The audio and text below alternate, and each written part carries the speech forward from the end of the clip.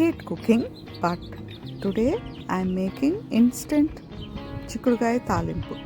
వాటి కోసం కరివేపాకు, కొత్తిమీర, ఉల్లిపాయలు, వెల్లుల్లి రెడీ చేసి పెట్టుకోవాలి. తాలింపు గింజలు వేశాక అవి చిటపట అన్నాక ఉల్లిపాయలను వేసి వెల్లుల్లిని వేసి కాస్త యాగనివ్వాలి.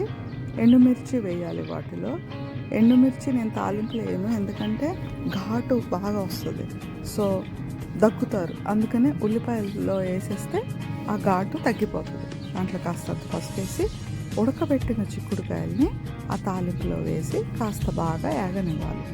అది వేగాక కొత్తిమీర, కరివేపాకు వేసుకోవాలి. కాస్తంత పచ్చి కొబ్బరి వేసుకోవాలి. కాసేపు అయ్యాక ధనియాల పొడి వేసి ఇంకాసేపు యాగనివ్వాలి. బాగా కారంగా కావాలి అంటే ఎండుమిర్చి బదులు కారం చల్లుకొని కూడా చేసుకోవచ్చు. అంతే, చిక్కుడుకాయ తాలింపు రెడీ. ఒకటి ఎండుమిర్చి, ఒకటి కారంతో. టట్టటాయ్.